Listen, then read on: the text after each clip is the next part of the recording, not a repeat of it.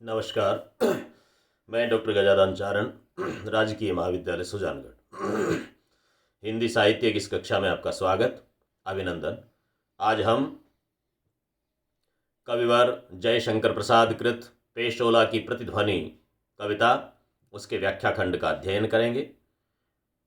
पेशोला पिछोला जो उदयपुर की झील है, महाराणा प्रताप जहाँ के शासक थे, शौर्य के, अदम्य के साहस के धनी, स्वतंत्रता के अमर पुजारी, और जिन्होंने आज़ादी की इज्जत को बचाने के लिए हिंदुस्तान में आज़ादी के एक अलग अध्याय स्थापित करने वाले महाराणा प्रताप के जीवन से जुड़ी हुई घटना है पेशोला की प्रतिध्वनि। ये कविता जयशंकर प्रसाद का हिंदुस्तान के ऐतिहासिक चरित्रों को लेकर के नई पीढ़ी को वह ऐतिहासिक गौरव की कहानियाँ सुनाने और हमारी परंपराओं का ज्ञान कराने की दृष्टि से लिखी गई एक श्रेष्ठ कविता है। महाराणा प्रताप जैसे चरित्र नायक पर लिखी गई कविता, और उसमें वो भाव कि महाराणा के बाद मेवाड़ की गद्दी पर कौन आसीन होगा, कौन हिंदुस्तान की आज़ादी, यहाँ के धर्म, यहाँ के स्वाभिमान की रक्षा करेगा। ये चिंतन महाराणा प्रताप के जहन में उठता है और वहीं से कवि कविता उठाता है। पेशोला की प्रतिध्वनि कविता के सारांश की हम बात करें पृष्ठभूमि के रूप में, तो ये एक आख्यान गीत है। पेशोला की प्रतिध्वनि कविता प्रसाद के लहर काव्य संग्रह से संग्रहित है। इसमें महाराणा प्रताप के अंतिम समय का दृश्य उपस्थित किया गया है। 1572 ईस्वी में महाराजा उदय सिंह की मृत्यु के बाद महाराणा प्रताप मेवाड़ के सिंहासन पर विराजमान हुए। स्वाधीनता की रक्षा के लिए वे सम्राट अकबर और उनकी सैन्य शक्ति से निरंतर जूझते रहे। अकथनीय कष्टों का सहकर भी स्वतंत्रता की ज्योति को उन्होंने जीवन के अंतिम समय तक आलोकित रखा। वे अरावली पर्वतमालाओं के मध्य सिंह की तरह विचरण करते रहे। अपार कष्ट सहकर भी उनके दुर्दानीय स्वभाव से आत्मसमर्पण नहीं किया। उनके यौवन पर्यंत मुगलों द्वारा मेवाड़ विजय का स्वप्न साकार नहीं हो सका। उनका विश्वास था कि जब तक राजपूत महलों के भोग विलास में तल्लीन नहीं होते, तब तक उन्हें कोई पराजित नहीं कर सकता। ये महाराणा प्रताप का विश्वास था, उनका ये भरोसा था। मृत्यु के करीब आने पर उन्हें स्वभावतः भविष्य की चिंता सताने लगी। उनके सामने एक ही प्रश्न चिन्ह था, एक ही बड़ा प्रश्न, यक्ष प्रश्न था कि मेरे बाद क्या होगा। यह चिंता इसलिए भी विशेष रूप से थी कि उन्हें अपने पुत्र अमर सिंह से विशेष आशाएं नहीं थी। इस आशंका का जन्म एक साधारण सी घटना से हुआ। अमर सिंह पर महाराणा प्रताप ज्यादा भरोसा नहीं कर पाए। इसका कारण कोई एक छोटी सी घटना कर्नल टोड लिखते हैं कि अमर सिंह एक बार अपने पिता से मिलने पेशोला झील के तट पर आए। उन्हें इस बात का ध्यान ही नहीं रहा कि झोंपड़ी की छत नीची है और उन्हें झुककर चलना चाहिए। परिस्थिति जन्य व्यवहार व्यक्ति नहीं कर सकता तो वो सफलता को प्राप्त नहीं कर सकता है। आपको ये देखना पड़ता है कि परिस्थितियां आपके अनुकूल हैं कि प्रतिकूल है, कैसे वातावरण में, कैसे परिवेश में आप हैं, वहाँ के अनुरूप आपका आचरण होना चाहिए। वैसी ही सावधानियां, सजगता आपको बरतनी होती है। महाराणा प्रताप किसी झोंपड़ी में है, अमर सिंह उनसे मिलने आते हैं, लेकिन अमर सिंह को ये भान नहीं रहता है कि झोंपड़ी की छत नीची है, मुझे झुक करके चलना चाहिए। और वो जब आते हैं तो उनका सर का जो साफा है वो झोंपड़ी के किसी टहनी में अटक जाता है और अटक करके वो साफा खींचता चला जाता है। इस बात को जब देखते हैं तो महाराणा प्रताप को बड़ी चिंता होती है कि जो व्यक्ति अपने साफे को नहीं संभाल पाया, इस झोंपड़ी के और अपनी लंबाई के बीच में तारतम्य स्थापित नहीं कर पाया, इसको पहले से नहीं समझ पाया, ये व्यक्ति अकबर जैसे और मुगलों की इस चारों तरफ से तनी हुई सत्ता के सामने कैसे अड़ेगा, मेरे मेवाड़ की कैसे रक्षा कर पाएगा। मैंने जिस संकल्प को निभाया है, बप्पा रावल की संतान ने जिस शौर्य को, स्वाभिमान को जिंदा रखा है, उसे अमर सिंह कैसे जिंदा रख सकेगा। ये चिंता उनके मन में आती है और वो पेशोला झील के तट पर अंतिम पौरुषपूर्ण स्वर महाराणा प्रताप का गूंजता है, कौन लेगा भार यह, आज के बाद मेरे इस राज सिंहासन का, मेवाड़ के स्वाभिमान को बचाने का भार कौन लेगा। घोर चुप्पी से युक्त वातावरण में जैसा कोई कह रहा हो कि उनके वीर सैनिकों में कौन ऐसा पराक्रमी योद्धा है जो मेवाड़ की रक्षा का दायित्व वहन करेगा और मेवाड़ को मुगलों की पराधीनता से आज़ाद कराएगा? वह कौन है जो बाधाओं के सम्मुख धैर्य और साहस के साथ अविचल रहेगा? मेवाड़ के योद्धाओं में वह कौन पराक्रमी वीर है जो आगे आकर यह कहने का साहस करता हो कि मेवाड़ की आज़ादी का शेष दायित्व उनके कंधों पर है? ये समर हमेशा जारी रहेगा, मुगलों के विरुद्ध मेवाड़ की धरती के लोग तने रहेंगे, ये कहने वाला कोई आए, ऐसा महाराणा प्रताप कह रहे हैं। और पेशोला जो झील है उसके पानी के अलावा वहां सुनने वाला कोई नहीं है। तो जयशंकर प्रसाद ये कल्पना करता है कि पेशोला से प्रतिध्वनि आती है, आवाज महाराणा प्रताप बोलते हैं और झील के पानी से फिर से ध्वनि प्रतिबिंबित होकर के प्रतिध्वनित होकर के उनके पास आती है। बाकी कोई सुनने वाला नहीं है, लेकिन कवि तो कवि होता है, उसकी कल्पना में भी सत्यता का अंश होता है। पेशोला की प्रतिध्वनि ये कविता, इसका भावार्थ हम समझते हैं। पृष्ठभूमि आपने देखी, महाराणा प्रताप की जहन की चिंता है और उसी चिंता का जिक्र कवि अपनी कविता में करता है। ये मुक्त छंदी कविता है। अरुण करुण बिंब वह निर्धूम भस्म रहित ज्वलन पिंड, विकल विवर्तनों से विरल प्रवर्तनों में श्रमित नमित सा, पश्चिम के व्योम में है आज निरवलंब सा, आहुतियां विश्व की अजस्र से लुटाता रहा, सतत सहस्र करमाल से तेज औज बल जो वदान्यता कदम बसा। अर्थ देखें कि सूर्य का लाल प्रकाश मंद हो गया, अर्थात संध्या हो गई है, जीवन काल की संध्या, महाराणा प्रताप की जीवन की संध्या है, इधर सांध्यकालीन वेला है। दोनों को साथ साथ समझते रहे। सूर्यमंडल धूम्र रहित होकर जल रहा है, महाराणा प्रताप का सूर्य, इधर हमारा सूर्य। ऐसा लगता है मानो अनेकों परिवर्तनों के कारण व्याकुल और चक्कर खाने के कारण शांत है। अब वह नत सिर होकर असहाय सा आकाश के पश्चिमी भाग में छिपने जा रहा है। यह सूर्य कभी विश्व की निरंतर आहुतियां ग्रहण करता था, वह अपनी हजारों किरणों की माला से कदम्ब वृक्ष के समान तेज औज और शक्ति का उदारता पूर्वक दान करता रहा है। ये महाराणा प्रताप जैसे सूर्य की बात है।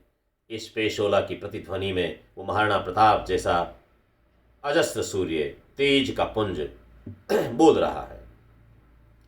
पेशोला की उर्मियां है शांत, घनी छाया में तट चित्र में है चित्रित तरल चित्रकारी से, झोंपड़े खड़े हैं बने शिल्प से विषाद के दग्ध अवसाद से, धूसर जलद खंड भटक पड़े हों जैसे विजन अनंत में।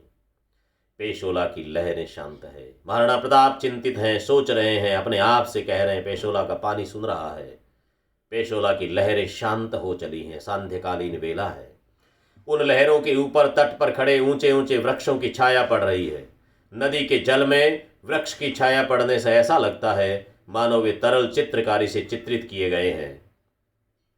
तट पर अनेक झोंपड़े बने हैं। झोंपड़े दुख से जले हुए विशद खंडहरों के समान प्रतीत हो रहे हैं। उनकी दशा दयनीय है। विशाल तट पर दूर दूर हुई झोंपड़ियां ऐसी लगती हैं मानो आकाश में धुंधले मेघ खंड बिखर रहे हैं। ये वहां का परिदृश्य रचनाकार खड़ा करता है। कालिमा बिखरती है संध्या के कलंक से, दुंदुभी मृदंग तूर्य शांत स्तब्ध मौन है, फिर भी पुकार सी है गूंज रही व्योम में, कौन लेगा भार यह कौन विचलेगा नहीं। महाराणा प्रताप ये सोच रहे हैं कि इस भार को कौन ले पाएगा, किसको ये भार सहन होगा, कौन विचलन की वेला में नहीं आएगा। मेरे बाद में कालिमा बिखरती, कवि कहता है कि जैसे जैसे सूर्य डूबता जा रहा है, महाराणा प्रताप जैसे जैसे वृद्ध हो रहे हैं, शक्ति क्षीण हो रहे हैं, पृथ्वी पर वैसे वैसे अंधकार बढ़ता जा रहा है। मुगलों का आतंक, उनका अंधेरा, उनका अन्याय बढ़ता चला जा रहा है। यह अंधकार संध्या के समान सुनहरे तथा सुंदर वातावरण के लिए कलंक के समान है। इस समय दुंदुभी मृदंग सूर्य आदि वाद्य यंत्रों की ध्वनि शांत है, अर्थात कहीं से कोई आवाज नहीं आ रही है। इससे हर जगह मौन छाया हुआ है। इस स्तब्ध तथा मौन वातावरण को भंग करती हुई एक पुकार संपूर्ण वातावरण में गूंज रही है। इस मौन वातावरण में पेशोला के तट पर महाराणा प्रताप का स्वर गूंज रहा है और वो अब मेवाड़ छोड़कर जा रहे हैं। उनका उत्तरदायित्व कौन संभालेगा? अब कौन व्यक्ति है जो कठिन समय में भी विचलित नहीं होगा और महाराणा प्रताप की तरह बप्पा रावल की संतान की जो परंपरा रही है, मेवाड़ की गद्दी का जो स्वाभिमान रहा है, उस स्वाभिमान पर अडिग रूप से बिना विचलित हुए कौन चल पाएगा? इस सिंहासन को कौन संभालेगा? धर्म के लिए, स्वाभिमान के लिए, मेवाड़ की आन बान और शान के लिए कौन आगे बढ़ करके आएगा? इस दायित्व को कौन निर्वाहित करेगा? यह आवाज महाराणा प्रताप के मुंह से निकल रही है। पेशोला की लहरें, पेशोला का पानी उनको सुन रहा है। दुर्बलता इस अस्थिमांस की, ठोंक कर लोह से, परख कर वज्र से, प्रलयोल का खंड से के निकस पर कसकर चूर्ण अस्थिपुंज सा हंसेगा अट्टहास कौन? साधना पिशाचों की बिखर चूर चूर होके धूल सी उड़ेगी किस दीप्त फुत्कार से। कवि कहता है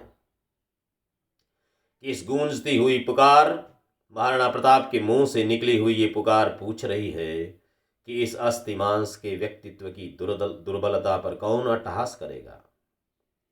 अर्थात वृद्धावस्था की दुर्बलता के कारण इस मेवाड़ का त्याग कर रहे हैं। अब उनके स्थान पर कौन व्यक्ति है जो लोहे से ठोक, वज्र से परख कर, प्रलयकालीन उल्का के खंडों की कसौटी पर कसकर अपनी हड्डियों की चूर्ण राशि पर हंसते हुए इसकी रक्षा का भार लेगा?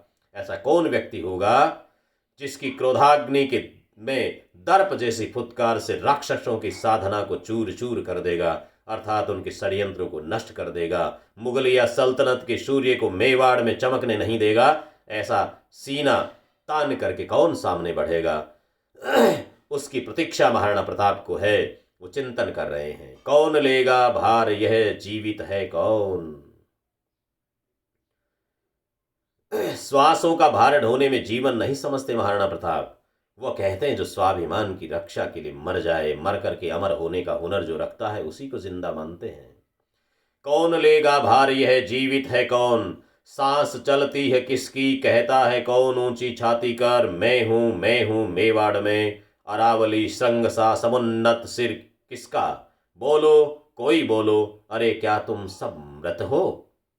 महाराणा प्रताप मेवाड़ के कण कण से पूछ रहे हैं, तृण तृण से पूछ रहे हैं, कौन लेगा भार यह जीवित है कौन?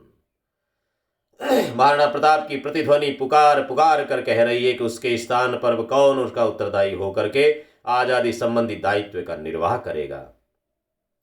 सच्चे अर्थों में आज मेवाड़ में कौन जीवित है? किसकी सांस चल रही है?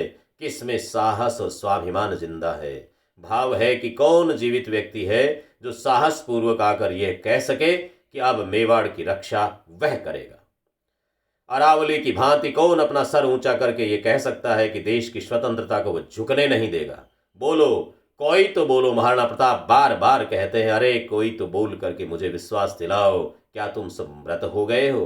तुम्हारी सांसें शिराएं जम चुकी हैं, खून जम चुका है, तुम्हारी शिराओं में खून नहीं दौड़ रहा है। बप्पा रावल की इस धरती पर क्या कोई ऐसा मुझे विश्वास दिलाने वाला नहीं कि जो हमारी परंपरा को फिर से आगे बढ़ा सके?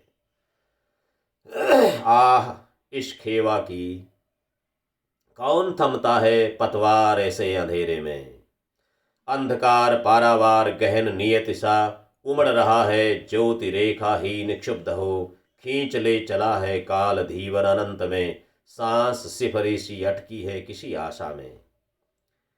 पुकार उठ रही है कि आह इस विकट परिस्थिति में आज कोई भी ऐसा व्यक्ति दिखाई नहीं दे रहा है जो इस देश की नौका को खेने का भार उठा सके। क्या कोई इस देश की पतवार नहीं थामेगा? वास्तव में चारों ओर अंधकार ही अंधकार फैलता चला जा रहा है। महाराणा प्रताप सोचते हैं यह अंधकार का सागर प्रतिक्षण गहरा होता जा रहा है। वह सब नियति का निष्ठुर खेल है जिसके कारण कोई भी इस देश की पतवार थामने को तैयार नजर नहीं आ रहा है। इस कारण निराशा की रेखाएं भयंकर होती जा रही है। प्रताप का मन इसलिए अधिक चिंतित हो और दुखी है क्योंकि उसे कोई शक्तिशाली उत्तराधिकारी प्राप्त नहीं है।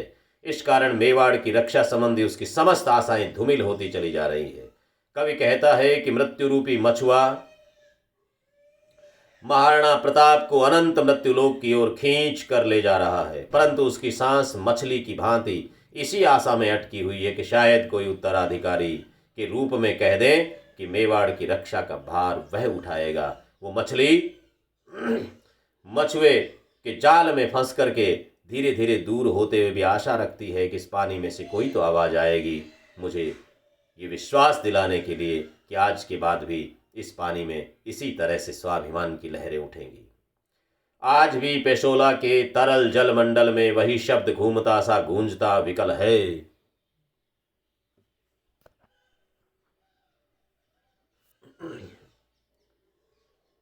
आज भी पेशोला के तरल जल मंडलों में वही शब्द घूमता सा गूंजता विकल है, किंतु वह ध्वनि कहाँ, गौरव की काया पड़ी माया है प्रताप की, वही मेवाड़, किंतु आज प्रतिध्वनि कहाँ है। महाराणा प्रताप के निराशा भरे शब्द आज भी पेशोला के जल चक्र में घूम रहे हैं। आज भी उनके शब्दों की व्याकुल ध्वनियां जब भंवरों में चक्कर काट रही है, किंतु इस गौरवशाली मेवाड़ दुर्ग में जो प्रताप का निजी धन था, उसके शब्दों की गूंज नहीं है। भाव यह है कि मेवाड़ दुर्ग के प्रकोष्ठों में विलासिता के कारण महाराणा के शब्द भी खो गए हैं, जबकि पेशोला के जल पर आज भी वे तरल रूप में तैर रहे हैं। उसमें उठने वाली भंवरें प्रताप की व्याकुल ध्वनियों को गूंज की प्रतीक बनी हुई है। आज भी पेशोला की प्रतिध्वनियां हमें बार बार कह रही है कि महाराणा प्रताप शौर्य के प्रतिनायक के रूप में इस धरती में स्वाभिमान को जिंदा रखना चाहते थे। विशेष के रूप में हमारे विद्यार्थी इस कविता का संदेश लिख सकते हैं। पेशोला की प्रतिध्वनि शीर्षक आख्यान गीत में कवि ने महाराणा प्रताप के माध्यम से भारतीय गौरव के ऐतिहासिक दस्तावेज के एक पृष्ठ को खोला है तथा शौर्य, पराक्रम, त्याग और बलिदान को देशवासियों के सम्मुख रखकर उन्हें जगाने का प्रयास किया है। इसमें कवि भारतीय इतिहास के गौरवमयी स्वनाम धन्य योद्धा और वीर महाराणा प्रताप का स्मरण कर देश की वर्तमान दयनीय अवस्था पर आंसू बहाता है। प्रस्तुत कविता में मेवाड़ की गौरव गाथा सांकेतित है। प्रताप के देश पर आज संकट के मेघ मंडरा रहे हैं। उन्हें पुनः प्रताप जैसे युद्ध वीर की आवश्यकता है। आज इस वीर भूमि से वीरता कहाँ चली गई है, कवि को ये पीड़ा है। आज तो चारों ओर स्तब्धता और शून्यता का वातावरण फैला हुआ है। हर जगह संध्या के कलंक की कालिमा उतरी हुई है। पेशोला की ऊर्मियाँ शांत हैं, झोंपड़े विषाद के शिल्प से बने दग्ध अवसाद के सदृश खड़े हैं। प्रकृति ने भी उदासी की चादर ओढ़ ली है। कवि प्रश्न करता है कि अस्थि मांस की दुर्बलता लेकर इस मेवाड़ में कौन ऐसा है जो छाती ऊंची करके ये कह सके कि लोहे के ठोंक कर और वज्र से परीक्षा कर ये परख लिया जाए कि वह पिशाचों की लीला को बिखेर कर चूर चूर कर देगा और उन्हें धूल सा उड़ा देगा। कवि पुनः प्रश्न करता है, कोई बोलता क्यों नहीं? क्या सब मर गए हैं, मृत सदृश हो गए हैं? क्या इस अंधड़ में, अंधकार के सागर में कोई पतवार थामने वाला नहीं है? कवि की आशा उसी की खोज में क्षीण ज्योति के लिए क्षुब्ध होकर अटकी है। लेकिन कवि अंत में पुनः दुत्कार भरा आत्मीय संबोधन कर पूछता है कि गौरव की काया पड़ी माया है प्रताप की, वही मेवाड़, किंतु आज प्रतिध्वनि कहाँ है? वस्तुतः आज गौरवशाली प्रताप की प्रतिध्वनि भी सुनाई नहीं देती है। इस प्रकार प्रस्तुत कविता में कवि ने जो मातृभूमि की दुर्दशा का चित्रण कर पराधीन भारत के नवयुवकों को भारतीय राष्ट्रीय भावना से उद्वेलित करने की कोशिश की है, यह कविता प्रसाद जी की राष्ट्रीयता तथा देश प्रेम का सशक्त ज्वलंत उदाहरण है। इसके द्वारा कवि ने ब्रिटिश शासन की अधीनता से देश को मुक्त कराने का भी सराहनीय प्रयास किया। ये अंग्रेजों के अधीन भारत के समय लिखी गई कविता है, जो मुगलों और राजपूतों के बीच के स्वाभिमान की उस लड़ाई को संकेतित करते हुए हिंदुस्तान के एक एक व्यक्ति को ब्रिटिश राज के खिलाफ खड़ा करने का प्रयास करती हुई रचना है, जो हिंदुस्तान के व्यक्तियों को स्वाभिमान की परंपरा याद दिलाते हुए आज भी ये कविता अपने पूर्ण स्वर के साथ में जिंदा है। आज भी हमें आवश्यकता है बेरोजगारी से लड़ने की, बेकारी से लड़ने की, भ्रष्टाचार से लड़ने की। हिंदुस्तान का वो नेकी का सूरज जिंदा रहे, हिंदुस्तान की सदा सहता जिंदा रहे, हिंदुस्तान की मानवीयता जिंदा रहे, हिंदुस्तान के व्यक्ति के भीतर वसुधैव कुटुंबकम का भाव जिंदा रहे, मानवता का, करुणा का, दया का, क्षमा का वो हमारा दृष्टिकोण जिंदा रहे, ऐसा प्रयास इन कविताओं के माध्यम से किया गया है। पुनः पुनः आपके प्रति कृतज्ञता, धन्यवाद। हम किसी अन्य कविता के साथ अगली कक्षा में मिलेंगे। आज के लिए इतना ही।